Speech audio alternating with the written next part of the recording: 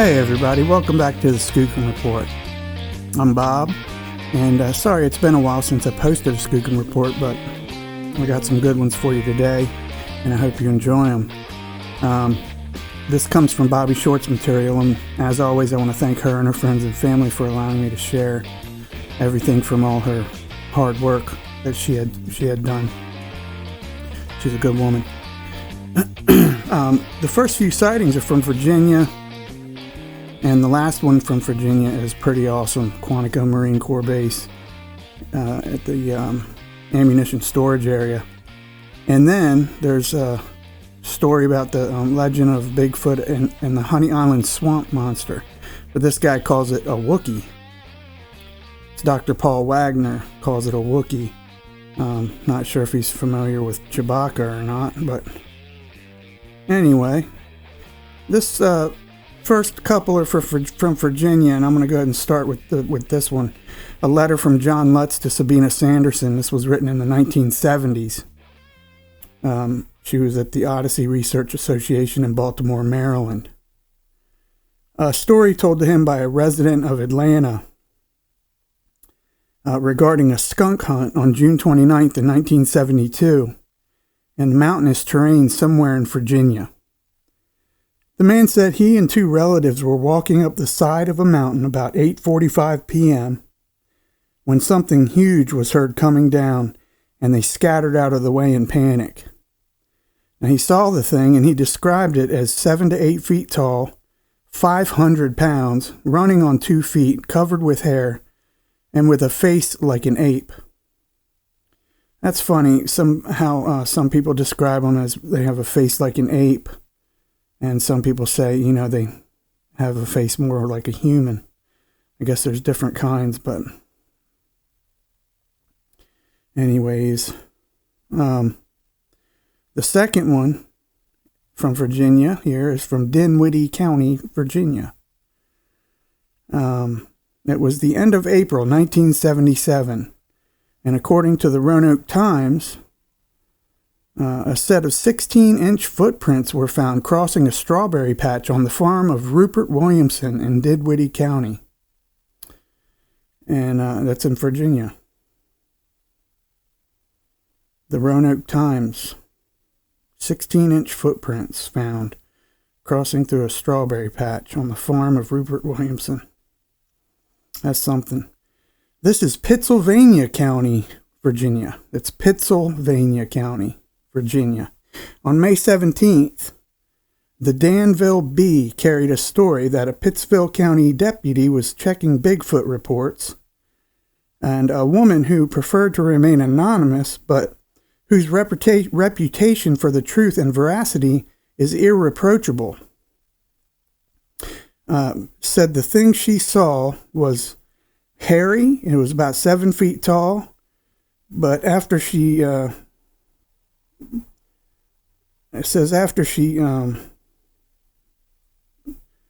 down about it, something or other, I can't tell what that says, she thought it must have been a person in a gorilla suit.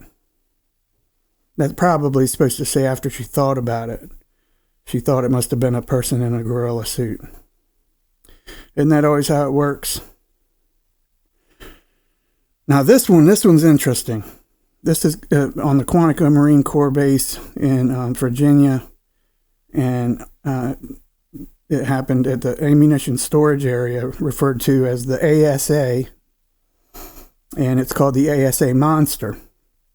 Okay. The Dumfries, Virginia Potomac News on January 17th, 1977 published a long article about Sasquatch that contained the statement, "Much had been written about the monster at the ammunition storage area at Quantico Marine Corps Base, but doesn't say what." There's a reference to one Marine claiming to have seen a brown thing walking on 2 legs, and another reporting something that looked like a cross between an ape and a bear, covered with very long hair, and several people had apparently heard loud screaming. Now, we called the ASA, the Ammunition Storage Area Sergeant of the Guard, to determine whether there had been any more sightings or sounds in the area, but we were told that all information regarding the ASA monster is considered classified. When asked why is that so, the guard answered that he was not allowed to answer that question either. He later said the information is not really classified, but everyone at the compound has been ordered not to talk about the monster at all. Wow. That's from John Green to Bobbie Short, I guess. Man, you got guys in the Marines being ordered not to talk about this thing that is not supposed to be real. Go figure. Now, this one here is called The Legend of Bigfoot at the Honey Island Swamp in Louisiana, sometimes called a Wookiee. Now, that's the first time I've heard it called a Wookiee. I've always heard it called the Honey Island Swamp Monster, or referred to as a Bigfoot. But this is what was written, and this is what Bobbie Short has on it. The Honey Island Swamp Monster has become one of the most well-known swamp stories because of the real or imagined presence of a creature similar to what others have called Bigfoot, sometimes known as the Thing by area fishermen, and Dr. Paul Wagner simply calls it a Wookiee. Okay, Chewbacca. Continuing, Wagner says, I have an open mind about it. I don't say it does or doesn't exist, but there is certainly a remote and impenetrable area in this swamp. So if a creature exists, that's the place for it. He recognizes that most of the stories are hearsay. Oh, really? And he talked to a commercial fisherman who claims to have seen the Wookiee firsthand. Pardon me. He says it was about 7 feet tall, weighed 300 to 350 pounds, with long orange-brown hair and big wide-set eyes. Sounds like some kind of giant orangutan, added Wagner. It is reported that when the creature saw the fisherman, he gave a loud shriek and disappeared into the underbrush. To the Bigfoot follower, this sounds all too familiar. Yes, it does. Although mysteries abound at the Honey Island Swamp, those touring the swamp are more entranced by its natural beauty and the sights and sounds of wildlife in this pristine wilderness. Dr. Wagner's now keenly trained senses pick up evidence of wildlife along the way. He points to the dome of a beaver lodge and identifies the silhouette of a bird in the distance as a water turkey, distinguished by its turkey-like tail feathers, and also what looks like a floating stick near a cluster of cypress knees or trees. No, it says knees. Okay, cypress knees is really that floating stick is really a diamondback water snake. Now, he said, don't worry, he assures us, it's patterned like the diamondback rattler, but the water snake is not poisonous. Okay, I thought water moccasins were poisonous. But maybe there's other water snakes. I'm not sure. Somebody will have to put that in the comments section. I know the water snakes around here are poisonous, where I live in Delaware. Wagner adds, it gets kind of spooky though at night, and sometimes you don't know what you're hearing. Man, I would not want to be deep in a swamp at night, especially the Honey Island Swamp. Although the swamp abounds with bird calls of great blue herons, white ibis, snowy egrets, and others, I'm sorry about if I'm mispronouncing those, maybe some of those mysterious sounds are from Wookiees. I'm sorry, I'm not used to people calling Bigfoot Wookiees. A rose is a rose, and a rose by any other name is probably just another Bigfoot species with a separate legend attached. Yeah. It could be, he admits. Actually, I was fishing near a cane break one night, and I heard some footsteps. Whatever it was, it sounded big. And so I turned to see the cane spreading apart, and so I got the hell out of there. Maybe it was the Wookiee, but I wasn't sure, and I wasn't going to hang around to find out. Now, Nepal has its Yeti. Louisiana has its Thing, or Wookiee, or Louisiana swamp monster. Southern California has its backcountry Zoobies. Northern California has the Bigfoot. And the Pacific Northwest has their Sasquatch. There is either something to this phenomena, or the world has gone stark raving mad. Or perhaps both. I would like to think that there's something to the phenomena. When you got thousands of eyewitness sightings by very, very reputable people. Some people whose lives have been completely changed for the worse by talking about it, actually. It's a risk just telling somebody you saw Bigfoot. They're going to think you're crazy. Some people think I'm crazy because I believe that there's a Bigfoot out there in some of these remote areas. There is many Bigfoot, actually, not just a Bigfoot. That's another myth that people think there's this one Bigfoot that magically travels all over the place and gets seen.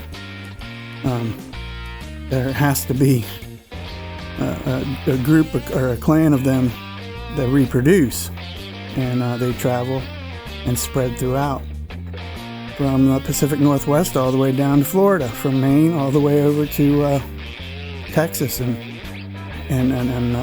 Southern California. And I've heard some sightings that are right in the city, actually, that borderline some heavy wooded areas.